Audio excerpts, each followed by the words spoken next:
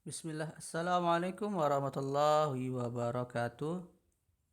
Alhamdulillahi rabbil alamin. Assalatu wassalamu ala al-mursalin. Amma ba'd. Allahumma inni as'aluka ilman nafi'an wa rizqan tayyiban wa amalan mutaqabbalan. Kaifa halukum? Mudah-mudahan teman-teman semua di rumah dalam keadaan sehat walafiat dan senantiasa menjaga kesehatannya dengan mematuhi protokol kesehatan. Ingat, selalu memakai masker ketika berada di luar rumah, mencuci tangan, dan menjaga jarak. Teman-teman di rumah yang dirahmati Allah Subhanahu wa Ta'ala, hari ini kita sudah sampai di subtema kedua, yaitu indahnya keragaman budaya negeriku. Bagaimana pembelajaran di subtema 1? Masih ada yang belum paham?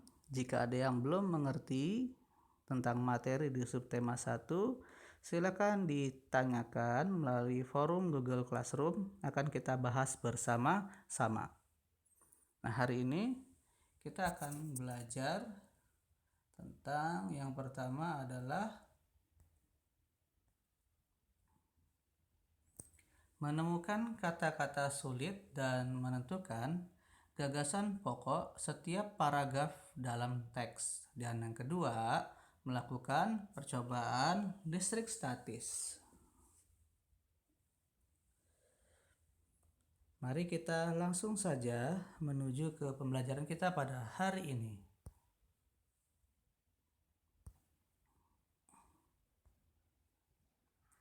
Menuliskan kata-kata sulit dan menentukan gagasan pokok setiap paragraf dalam teks.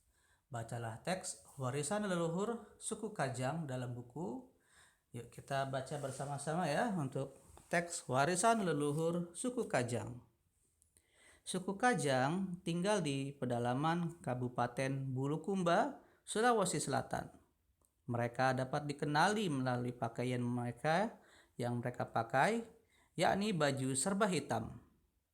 Mereka juga selalu mengenakan sorban hitam dan berjalan kaki kemanapun mereka pergi. Menurut mereka, pakaian hitam memiliki makna kebersahajaan, kesederhanaan, serta kesetaraan seluruh anggota masyarakatnya. Mereka juga memakai pakaian hitam agar mereka selalu ingat akan kematian. Makna kesetaraan juga dapat terlihat dari bentuk bangunan rumah yang ada di daerah tempat tinggal mereka. Semua model, ukuran, dan warna terlihat serupa dengan atap rumbia dan dinding papan.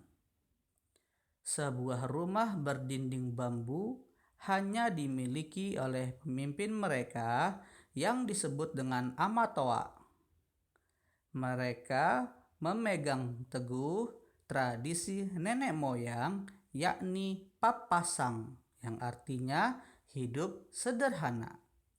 Suku Kajang menolak kemegahan dunia. Listrik juga tidak ditemukan di sana.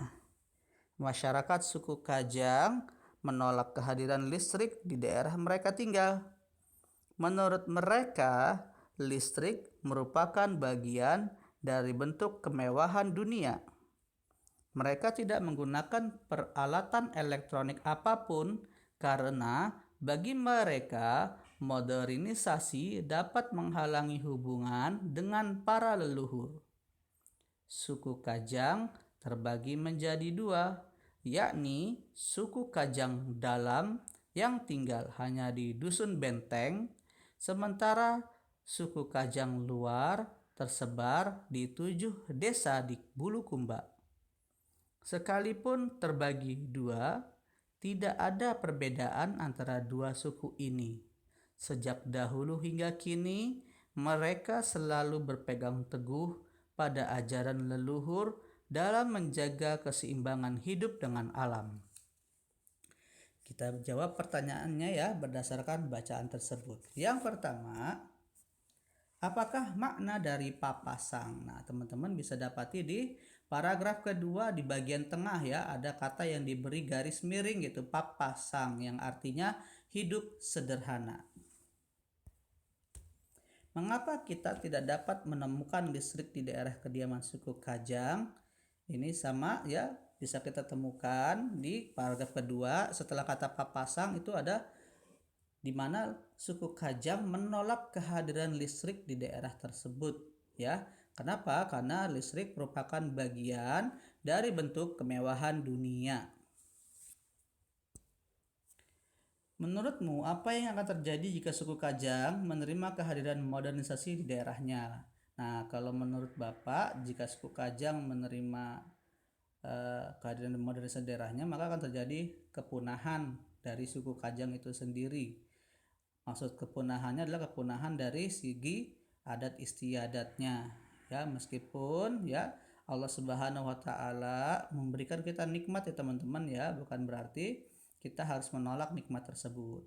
Nah, di sini teman-teman bisa belajar ya bahwa memang kita harus menghindari dari kemewahan dunia ya, dari dunia yang secara berlebihan ya.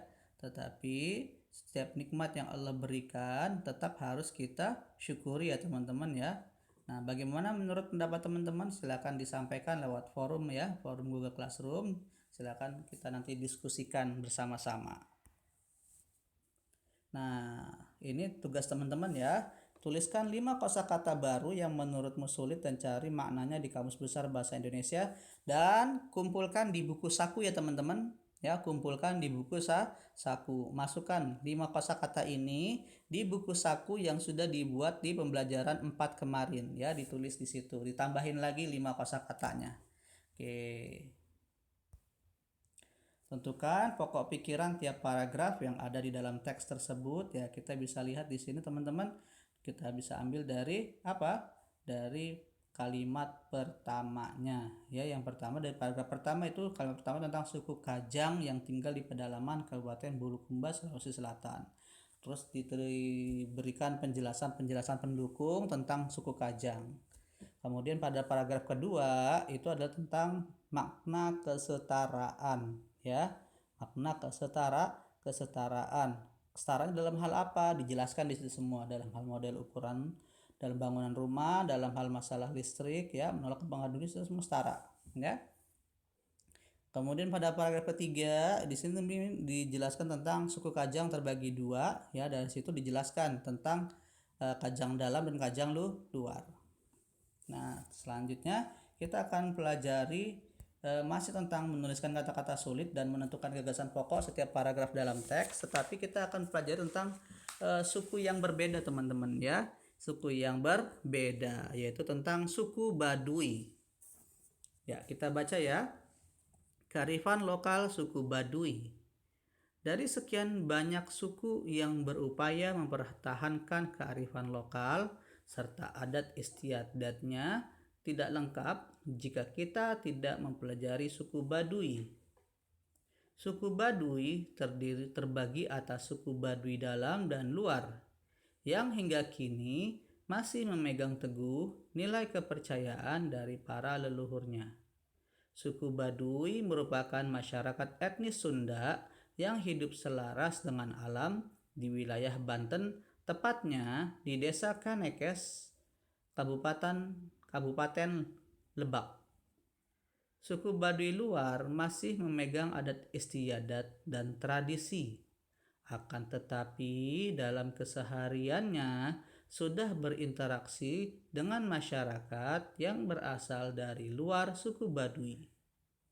Suku Baduy luar memakai pakaian serba hitam. Hal ini berbeda dengan suku Baduy dalam yang mengenakan pakaian serba putih. Suku Baduy luar juga mengenal alat-alat elektronik dan diperkenankan menggunakannya serta memanfaatkan listrik untuk kehidupan sehari-hari. Suku Baduy luar juga diperkenankan menggunakan sabun dan sampo. sesuatu hal yang dilarang oleh suku Baduy Dalam karena penggunaannya yang dapat mencemari lingkungan. Suku Baduy Dalam sendiri merupakan suku Baduy yang masih memegang erat adat istiadat dan tradisi. Mereka biasanya memakai pakaian berwarna putih yang melambangkan kesucian. Mereka juga pantang menggunakan benda-benda elektronik atau bahkan menggunakan listrik. Uniknya, semua yang dipergunakan oleh suku Baduy Dalam merupakan hasil buatan mereka sendiri. Warga negara asing tidak diperkenankan masuk ke dalam daerah tempat tinggal suku Baduy Dalam.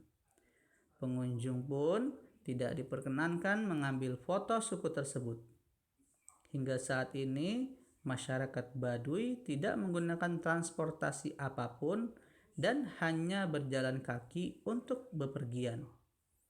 Mereka juga memilih tidak menggunakan alas kaki, tidak bepergian lebih dari 7 hari keluar dari daerahnya, membangun segala kebutuhan seperti rumah, jembatan, dan lainnya dengan bantuan alam, serta memenuhi kebutuhan sandang, pangan, dan papannya sendiri dengan menenun atau bercocok tanam.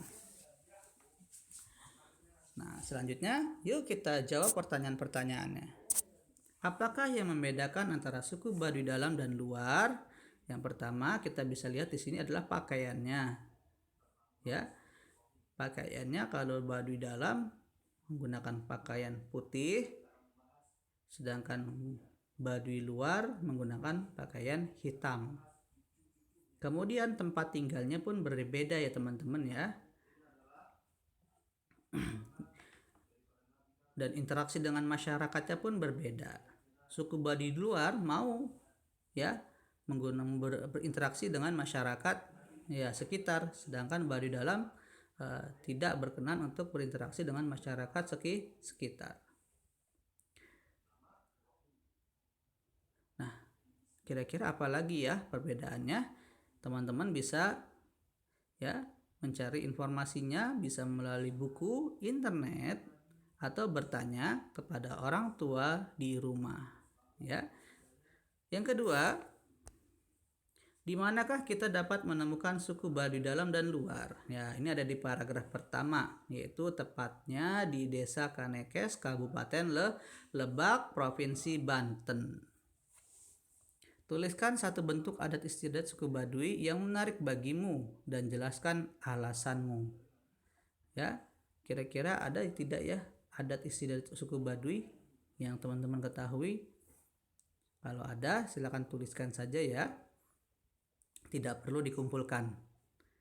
Kemudian tuliskan 5 kosakata baru yang menurutmu sulit dan cobalah mencari maknanya melalui Kamus Besar Bahasa Indonesia. Silakan teman-teman tambahkan di buku saku ya yang sudah kemarin diberikan ya. Kemudian terdapat 5 paragraf dalam teks kearifan lokal suku Baduy. Tentukan pokok pikiran setiap paragraf tersebut. Nah, pokok pikirannya seperti biasa ya, selalu ada di kalimat pertama pada awal paragraf. Ya, pada awal paragraf.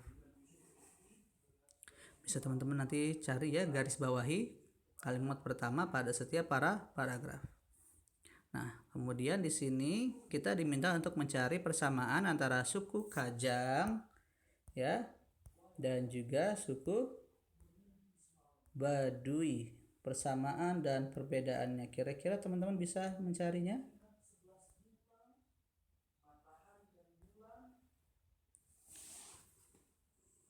Dari segi persamaan ya di bagian tengahnya kita bisa lihat di sini kedua suku masih memegang adat istiadatnya ya, masih untuk terutama suku Baduy Dalam dengan suku Kajang masih menolak listrik ya.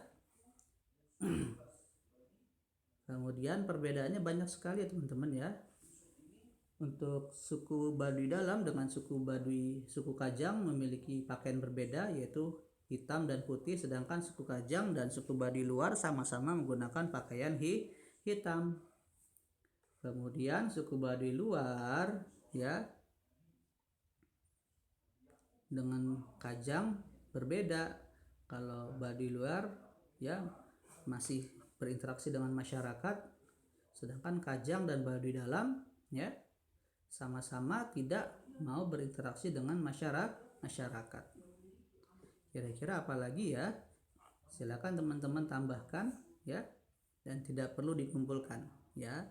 Silakan teman-teman bereksplor ya, mencari apa sih persamaan suku kajang dan suku baduy selain yang tadi sudah Bapak sebutkan. Ya, tidak perlu dikumpulkan ya teman-teman ya. Selanjutnya kita akan belajar melakukan percobaan listrik statis ya. Sejak dahulu baik suku kajang maupun suku baduy melarang penggunaan listrik dalam keseharian mereka. Menurutmu, apa yang akan terjadi jika di rumahmu tidak menggunakan listrik? Apakah manfaat listrik dalam keseharian kita? Nah, listrik ini sangat bermanfaat buat kita ya, apalagi interaksi kita sekarang ini menggunakan listrik ya. Kalau tidak ada listrik, maka interaksi kita pada hari ini ya akan kembali ke zaman dahulu ya, menggunakan pos, menggunakan burung ya komunikasinya. Nah, teman-teman tahukah bahwa listrik itu mempunyai dua muatan? Ada yang namanya muatan positif, ada yang namanya muatan negatif. Dua buah benda yang berbeda muatan dapat saling menolak atau menarik. Tarik-menarik atau tolak-menolak antara dua buah benda bermuatan listrik disebut oleh gaya listrik. Benda yang bermuatan listrik sejenis maksudnya adalah jika muatan positif ketemu dengan muatan positif, maka dia akan bertolak menolak. Ya, begitu pula dengan negatif ya, muatan negatif bertemu dengan muatan negatif juga sama akan tolak menolak. Kenapa? Karena muatan listriknya sejenis. Tapi kalau muatan bendanya berbeda, misalnya positif ketemu negatif, maka dia akan tarik menarik. Tentu teman-teman masih ingat ya, dengan magnet sama dengan magnet listrik ya. Kalau kutubnya sama, maka dia akan tolak menolak, dan jika kutubnya berbeda atau tidak sejenis, maka akan tarik menarik. Jadi listrik dan magnet memiliki persamaan dalam hal gayanya ya, dalam hal gaya tarik menarik atau gaya tolak menolak. Gejala tarik menarik antara dua buah benda seperti penggaris plastik dan potongan kecil kertas dapat dijelaskan menggunakan konsep muatan listrik. Muatan listrik timbul karena adanya elektron. Apa ya elektron itu? Elektron itu adalah muatan negatif ya. Muatan apa? Muatan negatif yang dapat berpindah dari satu benda ke benda lain. Jadi yang bisa berpindah itu hanya elektron atau muatan negatif. Sedangkan benda bermuatan positif, atau biasanya kalau muatan positif disebutnya sebagai proton, adalah benda yang kekurangan elektron. Jadi jika benda memiliki muatan positif, sebenarnya dia kekurangan elektron atau kekurangan muatan negatif, sehingga dia menjadi positif. Sedangkan benda bermuatan negatif adalah benda yang kelebihan elektron atau benda yang kelebihan muatan negatif, sehingga dia menjadi benda bermuatan negatif. Nah, di sini teman-teman, untuk mengamati pengaruh gaya listrik, lakukanlah kegiatan berikut ya. Silakan teman-teman di rumah siapkan sisir plastik dan kertas. Punya ya sisir plastik kertas? Disiapkan. Cara membuatnya, sobeklah kertas menjadi potongan-potongan kecil. Dekatkan sisir ke sobekan kertas. Amatilah peristiwa yang terjadi. Gosoklah sisir ke rambut selama 2 menit. Dekatkan lagi sisir ke sobekan kertas. Amatilah peristiwa yang terjadi. Nah, di sini kita diskusikan apa yang terjadi ketika sisir yang tidak digosokkan ke rambut didekatkan ke sobekan kertas. Jadi teman-teman, sebelum digosok-gosok ya, pertama sisirnya yang tadi belum digosok ya, dideketin dulu ke kertas. Ada apa yang terjadi ya? Kira-kira ada tarik menarikkah antara sisir dengan kertas? Kemudian setelah itu baru digosok ya, baru digosok, kemudian dekatkan lagi ke kertas ya, dekatkan kembali ke kertas ya. Nah, kemudian amati apa yang terjadi, adakah gaya tarik menarik atau tidak ya. Kemudian teman-teman buat kesimpulannya ya, buat kesimpulannya silakan dituliskan di buku ya. Kemudian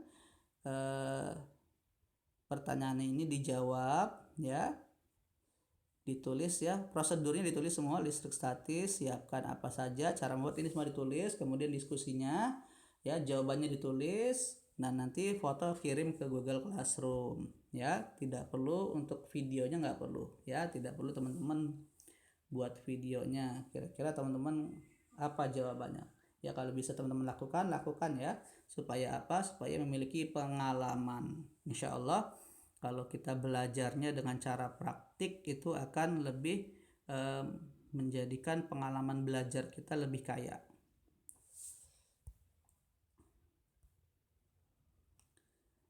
Nah, teman-teman, ada dua jenis listrik, ada yang namanya listrik statis, ada yang namanya listrik dinamis. Listrik statis dan listrik dinamis akan kita lihat di teks listrik statis dan listrik dinamis ya. Pernahkah kamu mendengar kata statis dan dinamis? Statis artinya sesuatu yang diam, sementara dinamis artinya sesuatu yang bergerak dan bertenaga. Dalam gaya listrik dikenal pula istilah listrik statis dan listrik dinamis. Apakah yang dimaksud dengan listrik statis dan listrik dinamis? Saat kita menggosokkan balon ke rambut kita, terjadi perpindahan muatan listrik. Setelah muatan listrik pada kedua benda tersebut sama, gaya tarik-menarik pun hilang. Baik balon atau rambut akan melepaskan diri. Gaya listrik yang terdapat dalam percobaan tersebut merupakan contoh listrik statis, di mana listriknya diam dan tidak mengalir. Ya, makanya kalau kita megang listrik statis, misalnya tadi teman-teman sisir kertas, kita nggak kesetrum teman-teman. Kenapa? Karena listriknya diam dan dia tidak mengalir ke kita. Beda dengan listrik yang kita pakai sehari-hari. Nah, ini adalah listrik buat nyalain lampu, buat elektronik. Ya, listrik ini bergerak dan mengalir. Jadi kalau kita pegang, kita kesetrum. Kenapa? Karena dia bersifat mengalir, ya, dan memiliki tenaga ya. Semakin tinggi tegangannya, maka luar biasa teman-teman efeknya kalau kita kesetrum ya. Nah, listrik dinamis memerlukan konduktor listrik yang berfungsi menyalurkan arus listrik. Konduktor biasanya terbuat dari logam seperti besi, tembaga, dan aluminium. Jadi teman-teman sudah tahu ya perbedaan antara listrik statis dan listrik dinamis. Nah, selanjutnya mudah-mudahan teman-teman sudah bisa ya menemukan kata-kata sulit. Contoh-contohnya tadi sudah disebutkan di mana?